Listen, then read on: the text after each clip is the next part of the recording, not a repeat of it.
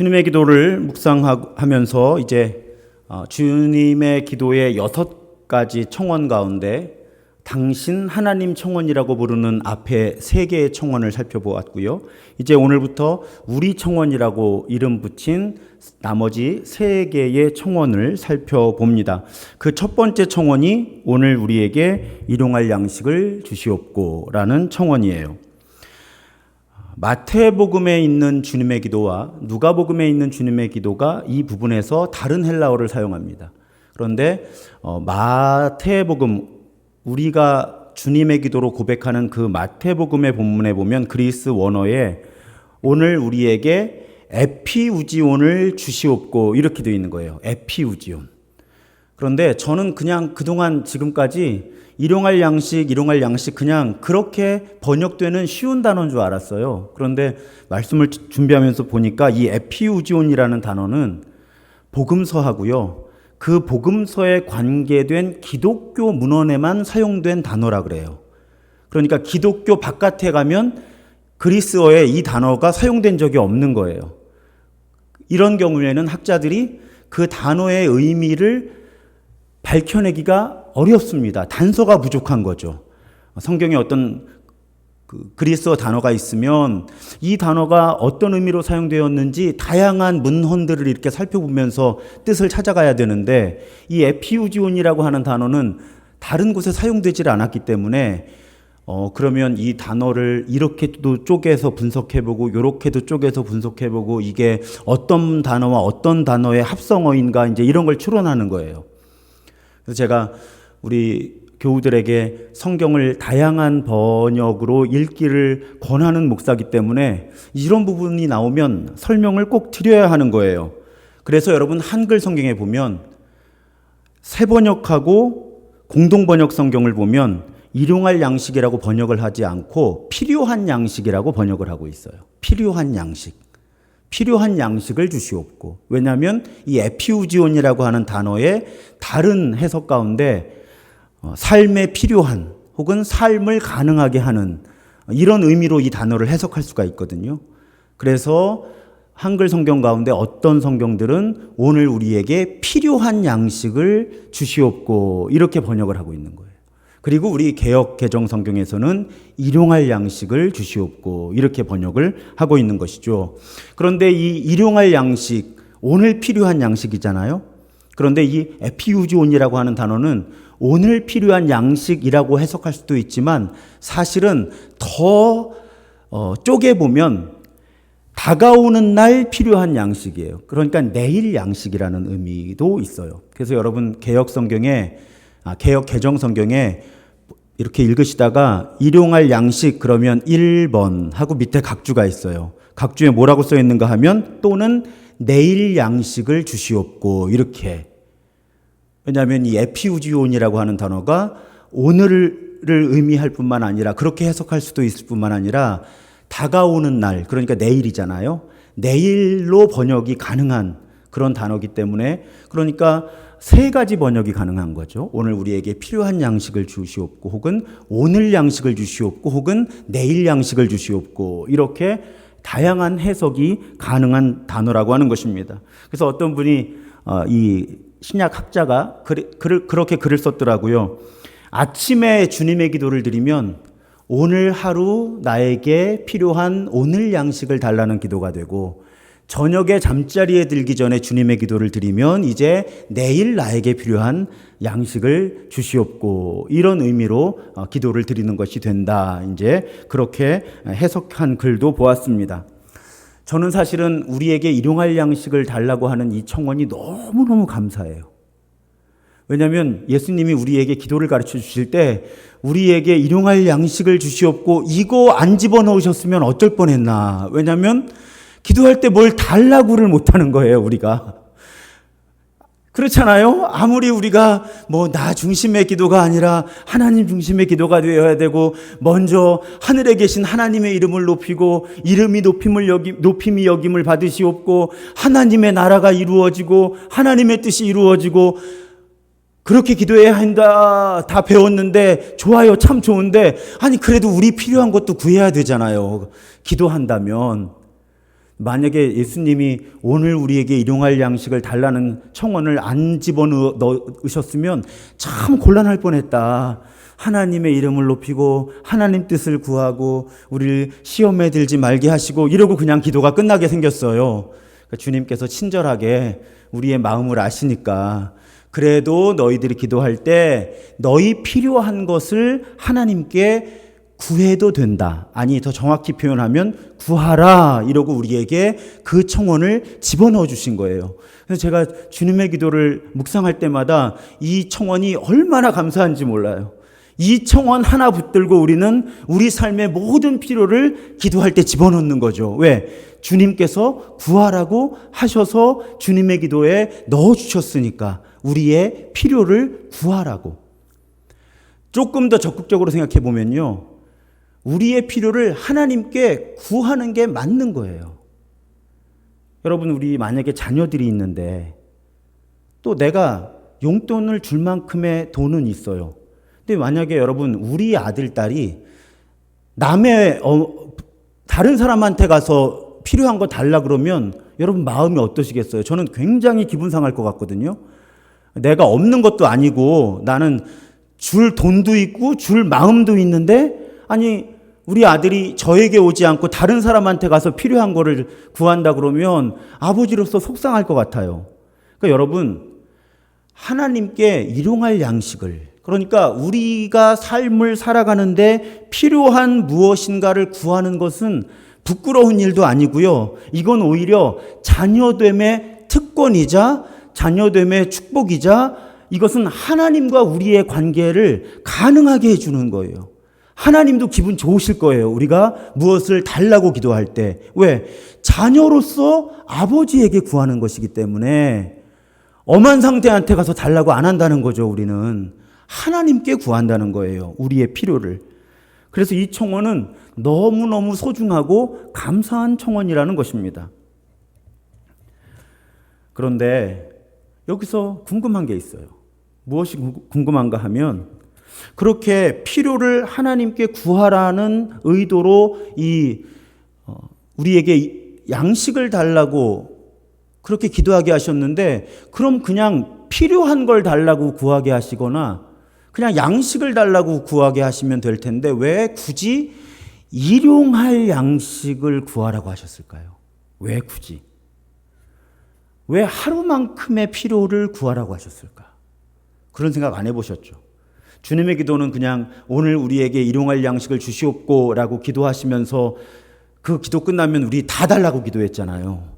그런데 분명히 주님께서 우리에게 가르쳐 주신 기도의 모범은 일용할 양식을 구하라는 거예요. 일용할 양식을 구하라. 조금 더 적극적으로 해석하면 일용할 양식만 구하라는 거예요. 왜 그러셨을까? 왜 그러셨을까?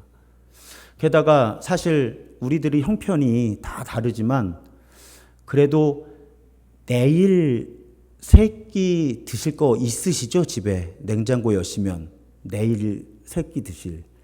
사실은 우리 대부분이 일용할 양식은 갖고 살아요, 지금. 그런데 왜 우리가 일용할 양식을 달라고 기도해야 될까요, 여러분? 우리 일용할 양식이 있는데. 저도 지금 가끔 냉동실을 열어보면 좀 심란해요. 이 냉동실에 있는 것들을 언제 우리가 먹을 수 있을까 이런 생각을 많이 해요. 냉동실에는 항상 무언가가 풍부하게 차는 것 같아요. 우리는 먹을 게 있어요. 적어도 내일 먹을 것을 적어도 이 설교를 듣는 분들은 냉장고에 가지고 계실 거예요. 그런데 왜 우리는 일용할 양식을 달라고 기도해야 할까? 그것이 오늘 설교의 질문입니다. 제가 보통 설교를 하면서 질문을 하잖아요. 그냥 구하라고 하시지. 다 구하라고 하시지. 왜 이렇게 기도하라, 너희는 이렇게 기도하라 하고 모범을 보여주시면서 꼭 일용할 양식을 구하라고 하셨을까? 그 의미를 추적하려면 바로 오늘 출애굽기 16장의 만나의 이야기를 살펴보는 것이 도움이 돼요. 왜냐하면 일용할 양식이라고 하는 이 표현 자체가 분명히 이스라엘 백성들에게는 광야에서 그들이 공급받았던 만나를 생각나게 했을 것이기 때문이에요. 그럼 만나의 정신을 살펴보죠. 혹시 만나가 무엇인지 모르시는 분도 계실 텐데 가루예요. 가루가 떨어진 거죠. 하늘에서 광야 생활할 때. 그래서 그걸 가지고 이렇게 떡을 구워 먹고 그렇게 먹고 살았던 것이죠. 그런데 그 만나를 하나님이 하늘에서 내려주셨는데 그것을 공급받는 방식이 특이하죠. 그것이 오늘 우리가 함께 봉독한 말씀이에요. 각 사람이 자기 먹을 분량만 가져가야 돼요. 기준이 1오멜이라고 성경에 기록되어 있는데 오늘날의 부피로 따지면 약 2.2리터 정도라 그래요. 가루로 2.2리터. 그것이 한 사람의 몫이에요. 그래서 가족 대표가 나와서 식구수대로 그러니까 2.2 곱하기 내 식구면 2.2 곱하기 4 그만큼 거두어 가면 되는 거예요. 그런데 중요한 것이 하나 있죠. 어차피 많이 가져가 봐야 소용이 없어요. 그날 못 먹은 만나는 다음 날이 되면 먹을 수 없는 상태가 되었어요. 그러면 만나라고 하는 이 가루의 성분 자체가 쉽게 상하는 성분이었을까? 그렇지 않은 것 같아요. 왜냐하면 안식일 전날에는 2배를 거두어 가도 안식일에 그 가루를 먹을 수 있었던 거죠. 그럼 본래 만나라고 하는 그 가루의 성분이 약해서 하루를 못 버틸 거면 안식일 전날 2배를 걷어가도 상해야 되잖아요. 그리고 안식일 날도 하나님이 그 가루를 내려주시고 그걸 걷어다가 먹었어야 하잖아요. 그런데 안식일 날에는 전날 2배를 가져가서 그날도 먹을 수 있었어요. 그러니까 만나라고 하는 그 가루가 본래 그렇게 쉽게 상하는 재료는 아니었던 거죠. 그럼 왜 하나님 이렇게 불편하게 하셨을까요? 그냥 안식일이나 안식일 다음 날 내려주시고 그러면 일주일치 좀 걷어가면 식구들끼리 가위바위보 안 해도 되고 오늘은 내일은 누가 가서 걷어올 거냐. 그리고 매일매일 안 가져와도 되고 좀 이렇게 그래도 한 일주일이라도 저장해 놓고 그리고 음식을 이렇게 만들어 먹으면 좋았을 텐데 왜 꼭 하나님은 그 가루가 분명히 하루 이상을 갈 수 있는 가루임에도 불구하고 매일매일 그날 먹을 것만 가져가게 하고 안식일에만 온전하게 안식일을 지키게 하기 위해서 그 곡식을 가져갈 수 없게 하셨을까? 안 궁금하세요? 안 궁금하신가 보다. 왜 그러셨을까요? 바로 그 의도와 예수께서 오늘 우리에게 일용할 양식을 주시옵고 하는 기도가 연결되어 있어요. 하나님의 마음이 어떤 마음이셨을까요? 하나님은 이스라엘 백성들이 매일 만나를 거두면서 매일 고백하게 하신 거죠. 우리는 하나님이 주시는 것으로 산다. 우리는 하나님 은혜로 산다. 그걸 매일 생각나게 하시는 거예요.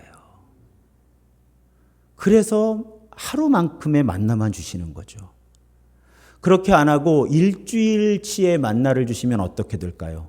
일주일에 한 번 만나를 거둘 때만, 일주일에 하루만 하나님이 우리를 먹여 살려주시지, 우리가 하나님 때문에 살아남은 거지 일주일에 한 번만 생각할 거잖아요. 그래서 하나님은 매일 그날만큼의 은혜만 주신 거죠. 그래서 그날만큼의 은혜를 경험하고 고백하고 선포하고 매일 그 일을 이스라엘 백성들이 하게 하신 거예요. 그렇게 이스라엘 백성들이 하나님의 은혜에 의존해야만 살아낼 수 있다는 것을 매일매일 일깨워 주신 것이죠. 그렇게 해도 이스라엘 백성들은 광야에서 자주 하나님을 외면했잖아요. 자주 믿음 없는 언행을 했잖아요. 하나님은 매일 만나를 허락하셔서 매일 이스라엘 백성들과의 관계를 새롭게 하시기를 원하셨다는 거예요. 그래서 일용할 양식만 허락해 주셨다는 것입니다. 조금 그 의도를 뒤집어 보면요, 하루만큼의 필요를 넘어서는 소유를 우리가 가지고 있으면 우리는 그만큼 하나님이 필요하다는 고백을 하지 않게 된다는 거예요. 그래서 하나님하고 덜 친해지게 돼요. 그래서 성경이 가난을 강조하는 거예요. 가난한 사람이 하나님 나라를 누리는 거예요. 왜냐하면 가난해야, 제가 그런 표현 자주 쓰잖아요. 가난해야 하나님 자리가 생기는 거거든요. 그것이 어떤 의미의 가난이든 간에 경제적인 가난을 의미할 수도 있고 또 마음의 가난을 의미할 수도 있을 거예요. 그런데 우리가 풍요로우면 하나님 자리가 그만큼 사라져요. 그래서 예수께서도 우리 교회에서나 자주 인용되는 말씀이지 웬만한 교회 목사님들이 이 본문을 잘 인용을 못해요. 부자가 천국에 가는 것이 낙타가 바늘길을 통과하는 것만큼 어려운 거예요. 왜냐하면 가진 게 많을수록 하나님 자리가 없거든요. 아쉬운 게 없는 거예요.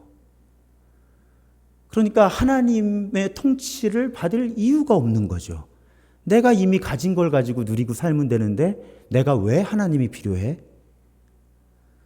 사람은 다 약하고 악해서 이 관성을 피할 수 있는 사람이 많지가 않아요.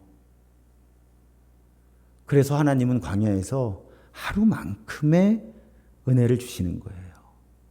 그러면 매일, 글쎄요, 습관이 된 다음에는 모르겠지만 아마도 처음에 만나가 내렸을 때는 잘 때 꼭 기도하고 잤을 것 같아요. 불안해서. 하나님, 내일도 눈을 떴을 때 만나가 떨어져 있게, 땅에 내려와 있게 해 주시옵소서.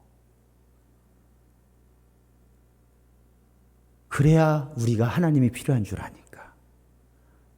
그 정신 위에서 하나님이 일용할 양식을 구하게 하시는 거예요. 그러니까 실제로 우리 냉장고에 먹을 것이 내일 먹을 것까지 충분해도 우리가 오늘 우리에게 일용할 양식을 주시옵고 기도한다면 하나님, 오늘 나는 하나님이 필요합니다 라고 고백하는 거고요. 내가 오늘 무엇인가를 생산하고 소비하고 살아가는 모든 것이 다 하나님께로부터 온 것입니다 라고 고백하는 거예요. 그러니까 실제로 뭘 달라고 하기 이전에 사실은 여러분, 오늘 먹을 것이 있으시다면 이미 일용할 양식을 주신 하나님께 감사해야 하는 거고요. 아직 우리가 굶어 죽지 않았다면 지금까지 먹고 살게 해주신 하나님께 감사해야 되는 거죠. 그러니까 일용할 양식을 달라고 하는 그 기도 역시 뭔가를 달라고 하는 특권을 우리에게 주신 것이지만 그 특권을 둘러싼 여러 요소 가운데 우선 감사할 수 있다는 것입니다. 우리는 지금까지 살았잖아요. 지금까지 살았잖아요. 그리고 오늘은 적어도 굶어 죽지 않을 음식 재료가 냉장고에 있잖아요. 그러면 내가 오늘 우리에게 일용할 양식을 주시옵고 하고 기도할 때 하나님, 지금까지 먹고 살게 해주셨고 오늘도 내게 먹을 것을 허락해 주셔서 감사합니다라는 고백 위에서 나의 필요를 구해야 한다는 것입니다. 그것이 만나의 정신과 연결된 일용할 양식이라고 하는 그 고백이 가진 의미예요. 그러면서 일용할 양식을 주시옵고 할 때 우리는 일용할 양식을 넘어서는 것을 구하는 욕심을 절제해야만 합니다. 만나를 하루 분량 이상 가져가는 거 소용없었잖아요. 오히려 쓰레기 치우느라고 어려웠을 거예요. 냄새도 나고 벌레도 끼고. 우리가 오늘 우리에게 일용할 양식을 주시옵고 라고 기도하는 사람들이라면 그 일용할 양식을 넘어서는 것을 구하는 것에 있어서 매우 신중하고 절제하는 것이 주님의 기도를 가르쳐 주신 예수의 뜻이라는 것입니다. 왜냐하면 욕심이 우리를 망가뜨리기 때문이에요. 그건 성경에서 계속 일깨워 주신 거잖아요. 대표적인 본문 두 개만 살펴볼까요? 야고보서 1장 15절, 욕심이 잉태한즉 죄를 낳고 죄가 장성한즉 사망을 낳는다. 그런데 우리 욕심 가운데 사실은 오늘날의 문화에서 제일 큰 욕심이 돈 욕심이잖아요. 그런데 디모데전서 6장 10절에서 뭐라고 말씀하세요? 돈을 사랑함이 일만하게 뿌리가 된다는 거예요. 그러니까 우리가 주님의 기도를 드릴 때 일용할 양식을 구하면서 우리는 일용할 양식을 넘어서는 것을 구하고 싶은 내 욕심을 욕심에 저항해야 합니다. 그 욕심을 절제해야 되는 거예요. 왜요? 그 욕심이 하나님과 나의 사이, 나와의 관계를 떨어뜨리니까. 이런 아주 기본적인 영적 원리지만 오늘날 소유의 힘이 너무 강해져서 이렇게 설교하기가 부담스러워요. 근데 성경 말씀이 그렇게 되어 있잖아요. 주님은 일용할 양식을 구하라고 가르치셨어요. 그리고 성경은 일관되게 욕심, 특히 돈 욕심이 우리를 타락시킨다. 우리를 하나님으로부터 떨어지게 한다. 믿음에서 떠나게 한다. 그것이 성경의 진리입니다. 그래서 이 일용할 양식이라고 하는 단어, 이 표현은요, 사실은 매우 심각한 표현이에요, 오늘날에. 제가 요즘에 언제 한번 주일에 이런 설교 시리즈를 좀 다뤄야 되나라는 고민을 좀 하고 있는데요. 돈의 문제가 요즘에 아주 힘들잖아요. 자주 질문 받는 거예요. 크리스천이 주식 투자해도 되나요? 뭐 이런 거. 근데 제가 돈 문제를 가지고 나눌 때 아주 중요하게 생각하는 개념이 일용할 양식의 개념이에요. 일용할 양식을 넘어서는 자산에 대한 욕심은 죄가 될 수 있다는 거예요. 왜냐하면 하나님과 우리 사이를 멀게 하기 때문이에요. 그런데 여기에 중요한 문제는 있어요. 일용할 양식을 목사님 그러면 얼마로 계산해야 될까요? 이게 어려운 문제죠.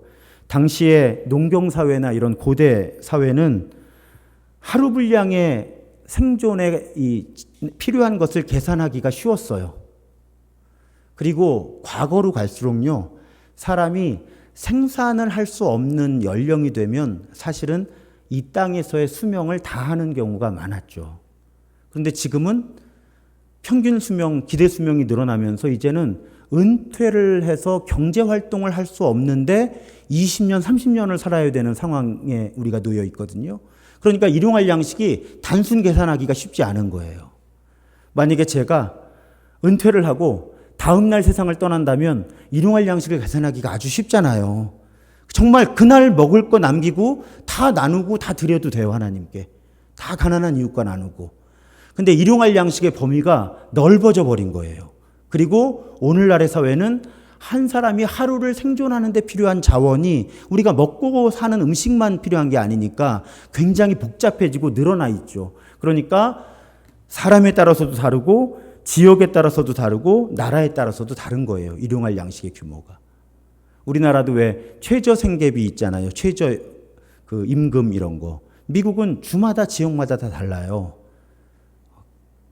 지역이 바뀌면 최저 생계비가 달라지는 거예요. 물가가 다르기 때문에. 그러니까 일용할 양식만 구하라고요, 목사님? 그러면 도대체 내가 기도할 때마다 얼만큼의 돈을 달라고 기도해야 되나요? 이것을 산술적으로 쉽게 계산해낼 수가 없다는 거예요. 성경은 원리만 우리에게 일깨워 주세요. 그 원리라고 하는 것이 무엇이에요? 하나님께 우리의 삶의 필요를 구해야 한다. 그런데 일용할 양식을 구해야 한다. 이 일용할 양식의 범위는 여러분 각자가 분별하셔야 될 문제입니다. 성경만 읽어서도 안 되고요. 경제도 조금 아셔야 되고 여러분 삶의 계획에 따라서도 달라지고요. 그래서 요즘에 젊은이들하고 대화할 때 제가 그런 계획에 대해서 이야기를 나눠요. 너의 일용할 양식은 얼마냐? 네가 한번 계산해봐라. 목사님 어떻게 계산하죠? 네가 지금 수입이 얼마고 네가 너의 노후를 위해서 지금부터 어떤 대비를 할 거며 너는 하나님께 얼마큼 우리 룰 오브 라이프 삶의 규칙에 제가 재정 사용의 원칙을 정하라고 말씀드리잖아요. 그렇게 나눠봐라. 그러면서 너의 일용할 양식을 한번 결정해봐라. 그리고 그 필요를 하나님께 구해라. 제가 그렇게 젊은이들과 이야기를 나눌 그런 기회들이 요즘에 많습니다. 원리만 분명하게 이해하시면 돼요. 우리는 하나님께 필요한 걸 구해야 돼요. 자녀니까. 하나님의 자녀로서. 하지만 만나의 정신, 매일매일 그날의 은혜를, 하루만큼의 은혜를 구하며 살아갈 때가 가장 하나님과 친밀하게 동행을 할 수 있기 때문에 과연 나에게 일용할 양식은 얼마인가 혹은 무엇인가? 그것도 매우 중요한 분별의 주제가 된다는 것입니다. 한 걸음 더 나아가 보면요. 주님께서는 오늘 나에게 일용할 양식을 주시옵고라고 기도하게 안 하시고 우리에게라고 말씀하셨어요. 우리에게. 한국말에서는 그게 그건데 전에 한번 설명드렸죠.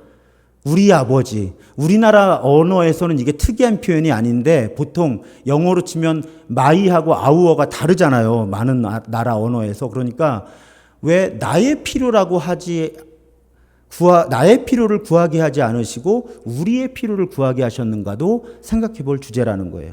단순하죠? 나만 잘 먹고 잘 살기 위해 구하지 말라는 거예요. 우리에게 일용할 양식을 달라고요. 이 땅에 굶어 죽는 사람 없게 해달라고 기도하는 거예요. 우리는. 사실은 여러분 잘 아시죠? 저도 기도와 설교 가운데 반복해서 자주 말씀드리지만 지금 이 지구상에는요. 모든 지구상에 있는 사람들이 먹고 살 만한 자원이 있어요. 자원이 부족하지 않습니다. 그런데 우리는 음식물 쓰레기가 많아서 걱정이고 어떤 나라는 정말 일용할 양식이 없어서 굶어 죽는 거예요. 하나님이 그런 세상을 만들어 주신 게 아니고요. 우리가 그런 세상을 만든 거예요. 솔직해야죠, 우리. 하나님이 이런 세상을 만들어 주신 게 아니고요. 우리가 그런 세상을 만들었어요. 누군가는 먹을 것이 너무 많아서 고민이고 누군가는 그날 먹을 것이 없어서 굶고 있고.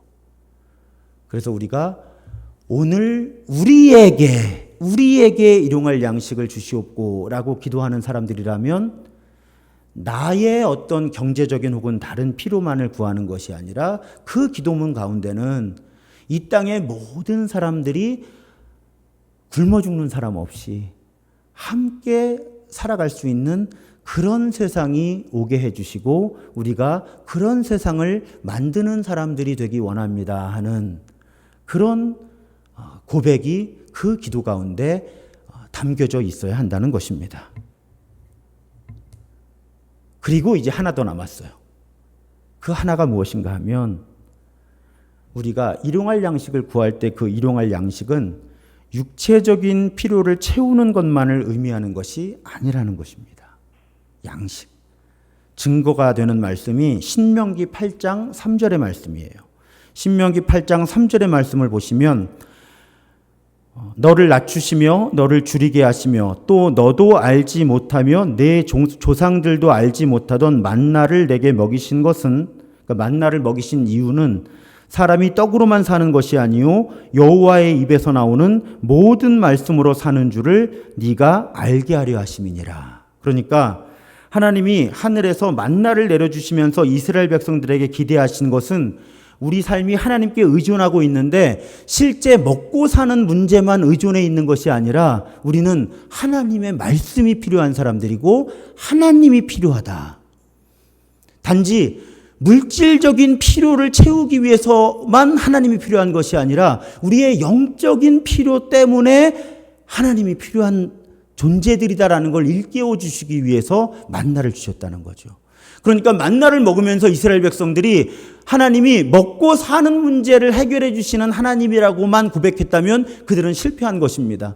그 공급하시는 은혜를 통해서 하나님은 이스라엘 백성들과 친밀한 관계를 맺으시고, 왜? 은혜에 의존할 수밖에 없으니까. 그런데 그 은혜는 단지 먹고 사는 것을 가능하게 하는 은혜가 아니라 말씀을 주셔서 그 하나님의 말씀대로 살아갈 때 인간이 인간답게 살 수 있음을 하나님은 그 만나를 통해서 일깨워 주셨다는 거예요. 그러니까 우리가 오늘 우리에게 일용할 양식을 주시옵고 할 때 물질적인 필요만을 구하는 것이 아니라는 것입니다. 영의 양식. 오늘도 나를 살아내게 하는, 우리 교회 용어로 하면 예수 따라 살아가게 하는, 예수 닮은 모습으로 빚어지게 하는데 필요한 영의 양식을 오늘 하나님 나에게 허락해 주십시오라는 그 고백도 이 고백 안에 담겨 있다는 거예요.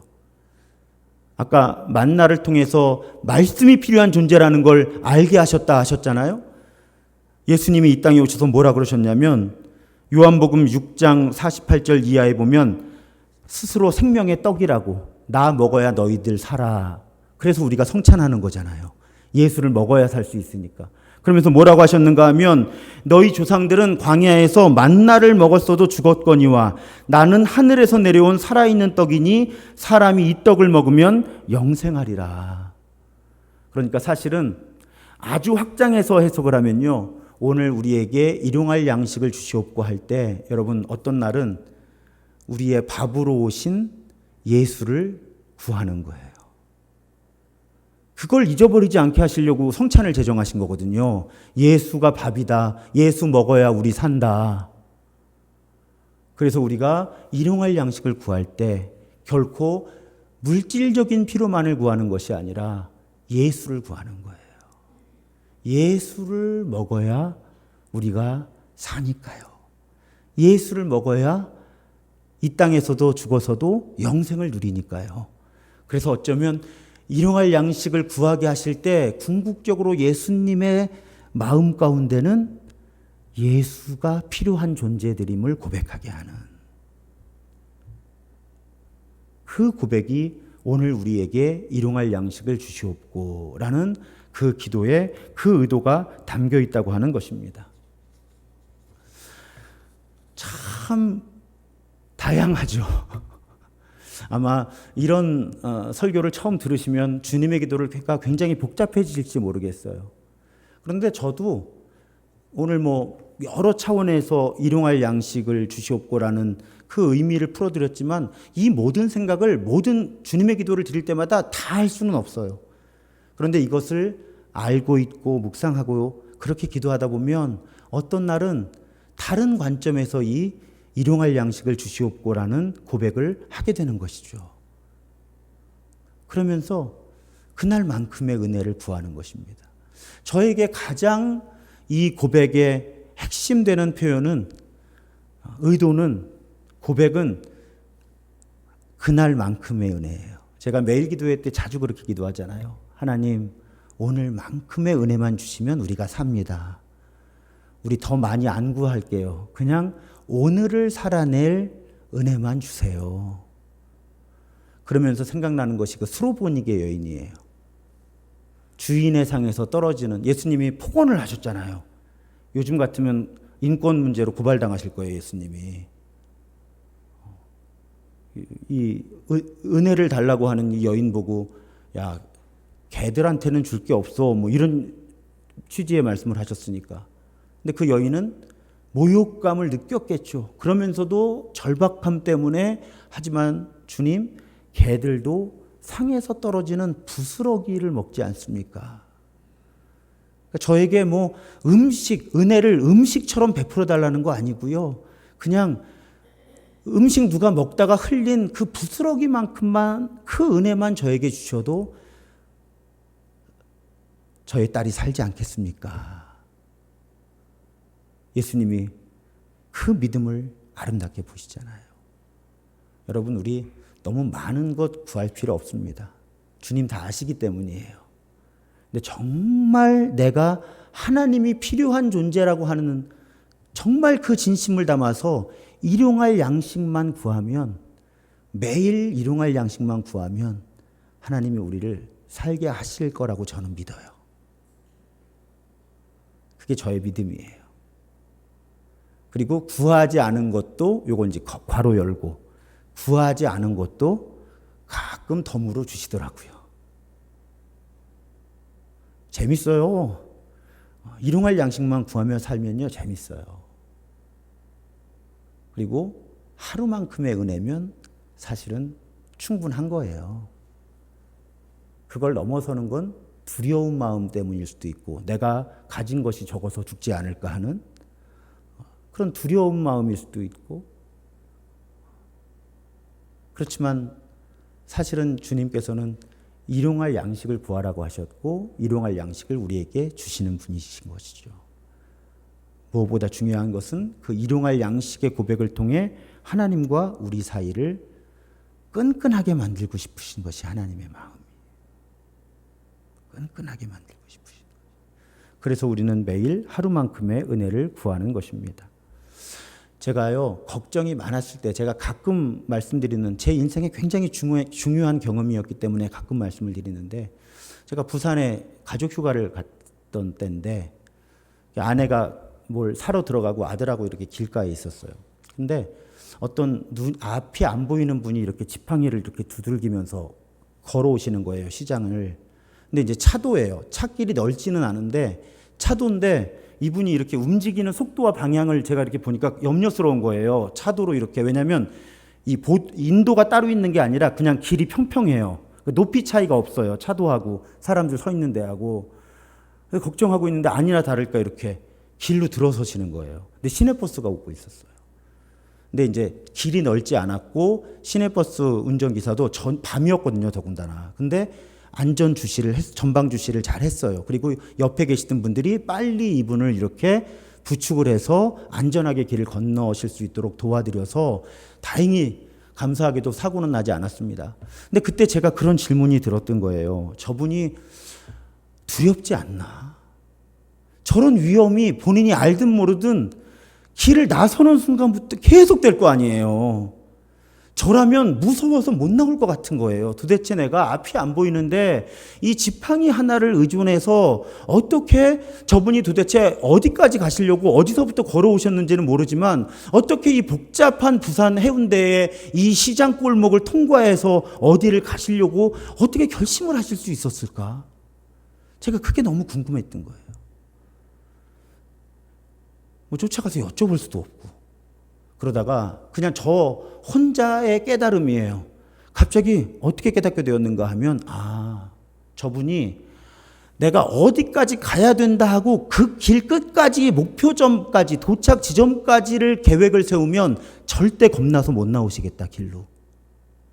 그러면서 가만히 앞이 안 보이는 분들의 이 동작을 보니까 숙련도의 차이는 있으시지만 결국은 단순하더라고요. 지팡이를 가지고 이 지팡이가 닿는 곳까지를 디뎌보는 거죠. 그리고 그만큼 거리에 문제가 없으면 한 걸음 앞으로 나가는 거예요. 그리고 또 앞을 살펴보고 또 한 걸음 나가는 거고요. 숙련도의 차이가 있어서 이게 조금 빨리 되는 분이 있고 정말 한 걸음 가고 살펴보고 한 걸음 가고 살펴보고 이런 분이 계실지 몰라도 원리는 단순하더라고요. 저분들이 이 길 끝까지 가야 된다고 생각을 하면 두려움 때문에 저 길을 못 나오시겠다. 그런데 앞에 이 지팡이 닿는 곳까지 안전하면 한 걸음 가고 또 그 앞에 안전한 곳이 있으면 한 걸음 가고 그렇게 하기로 마음 먹으시면 길을 나서실 수 있겠구나. 저에게 그 깨달음이 너무나 도움이 되었던 것은요. 제가 그 당시에 미래에 대한 두려움 때문에 괴로웠던 시기거든요. 나이는 자꾸 들어가는 것 같은데 내가 언제까지 부단임 목사로 또 어느 교회에서 언제까지 사역을 해야 되고 혹시 이 교회에서 나 지금 필요 없는데 내가 지금 버티고 있는 거 아닌가? 내가 후배들을 위해서나 담임 목사님을 위해서나 교인들을 위해서 자리를 옮겨야 되는데 내가 지금 안 옮기고 민폐를 끼치고 있는 건 아닌가? 그런데 옮긴다면 어디로 옮기지? 담임 목회를 나가게 되면 어디로 나가게 되지? 가서 또 목회는 어떻게 하지? 이런 온갖 두려움에 가득 차 있는 복잡한 심경으로 휴가를 갔던 것인데 그 시각장애를 가졌던 그분의 그 동작을 보고 고민하다가 내가 너무 멀리 보고 고민하면 고민에 치여서 못 살겠구나. 내가 내 인생이 부담스러워서 못 살겠구나. 내가 엄두가 안 나서 못 살겠구나. 나도 저 앞이 안 보이는 분처럼 그냥 요만큼 내다보고 거기까지 갈 수 있으면 그만큼 가고 그리고 또 그만큼 내다보고 거기까지 안전하고 그만큼 가야 될 것 같으면 그만큼 가고 쉽게 말씀드리면 하루하루 하나님 주시는 은혜로 하루하루 어떻게 살아야 할지 분별하며 살다 보면 어느 날 하나님이 나를 인도하시는 그곳에 가 있을 수 있겠지. 그날요, 그 안못 보는 분이요, 저는 사실은 너무 심각하게 듣지 마시고요. 저는 나중에 그분이 천사 같아요. 하나님이 저에게 보내주신. 그때 가을이었어요. 왜 여름 휴가를 가을에 갈게요? 일하느라고. 왜? 내가 휴가 가면 큰일 날 것 같으니까. 사실은 아무 일도 일어나지 않는데. 저 작년에도 여름 휴가 못 갔잖아요. 그래서 휴가 못 가다가 제 위에 팀장 목사님이 올해 안 쓰면 다 없애버릴 거야. 그래가지고 이제 가족 휴가를 떠난 거예요. 굉장히 복잡했죠. 그런데 하나님이 그 시각장애를 가지신 분을 통해 저한테 깨닫게 하신 거예요. 삼위 목사야, 너무 멀리 보고 걱정하지 말고 그냥 지금 저 사람처럼 앞에 보고 그만큼 디딜만 하면 그만큼 가고 또 그만큼 디딜만 하면 그만큼 가. 그냥 그렇게 살다 보면 네가 나를 신뢰하고 내 뜻대로 살려고 애쓰다 보면 네가 지금 보이지 않아도 다 네가 가 있을 수 있는 곳에 가 있게 할 테니까 너무 걱정하지 말고 그냥 한 걸음 앞 살펴보고 한 걸음 가고 또 한 걸음 앞 살펴보고 한 걸음 가고 그렇게 살면 돼. 하나님이 저에게 천사를 보내서 일깨워 주셨어요. 사랑하는 여러분, 일용할 양식을 구하라고 하신 건 참 축복이에요. 그냥 우리는 하루만큼의 은혜만 구하면 돼요. 대신 매일 우리가 매일매일 하루만큼의 은혜만 구하며 살면요, 우리 부스러기 은혜만 가지고도 충분히 잘 삽니다. 우리 하나님 그런 하나님이시거든요. 그렇게 일용할 양식을 구할 때마다 하나님, 나는 하나님 의존하면서 살 수밖에 없어요. 나 가진 거 다 하나님 주신 거고요. 내 생명도 하나님 주신 거예요. 오늘 하루 살아갈 은혜만 주시면 돼요. 그러면 오늘 제가 잘 살 수 있어요. 내일은 또 내일 하루 잘 살아갈 은혜를 주실 거죠. 그럼 내일도 잘 살게요. 그러면 저는 이 땅에서의 삶을 마치고 하늘나라 갈 때까지 잘 살 수 있을 거예요. 그렇죠, 하나님? 이렇게 주님과 대화하면서 살면요, 우리 하루하루 부족함 없이 은혜 안에서 살아갈 수 있는 줄 믿습니다. 오늘도 우리가 주의 이름 부르며 치유와 회복을 위해서 기도할 때 하나님, 하루만큼의 은혜면 충분합니다. 부스러기 은혜만큼이면 충분합니다. 그 은혜로 나를 고쳐주옵소서, 나를 회복시켜 주옵소서, 나를 살게 하여 주옵소서. 그렇게 고백하고 하나님 주시는 일용할 양식의 은혜를 체험하는 우리 모두가 되기를 주님의 이름으로 축원합니다. 그래서 오늘은 감사 찬양을 골랐어요. 우리 지금 살고 있잖아요. 내일도 먹고 살 거 다 있으시죠, 냉장고에. 그리고 하나님 우리를 구원하시잖아요. 구원하셨고 구원하시고 구원하실 거예요. 그 은혜를 감사하면서 찬양하고 기도하겠습니다.